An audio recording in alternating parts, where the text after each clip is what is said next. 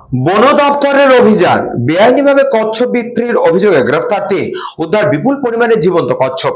শীত পড়তেই বাজারে রমরমিয়ে বেআইনিভাবে বিক্রি হচ্ছে কচ্ছপ। বন দপ্তরের কাছে খবর আসতেই অভিযান চালালো বনগাঁ সোশ্যাল ফরেস্ট রেঞ্জ। শীত পড়তেই বাজারে রমরমিয়ে বেআইনিভাবে বিক্রি হচ্ছে কচ্ছপ। বন দপ্তরের কাছে খবর আসতেই অভিযান চালালো বনগাঁ সোশ্যাল ফরেস্ট রেঞ্জ।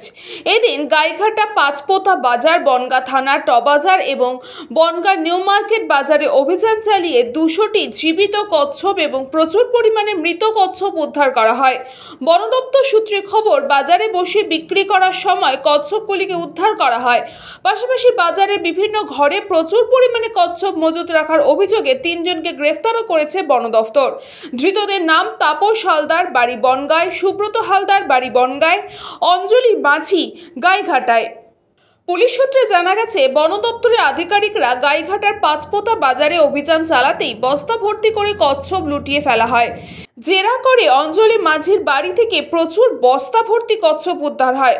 পাশাপাশি এলাকায় একটি ঘরে বসে গোপনে কচ্ছপ কেটে বিক্রি করার পরিকল্পনা করেছিল তাপস হালদার। বন দপ্তরের আধিকারিকরা তাকে হাতে নাতে ধরে। ধৃতদের বনগাঁ মহকুমার আদালতে পাঠানো হয়। ব্যুরো রিপোর্ট, নিউজ পঙ্গ টাইম।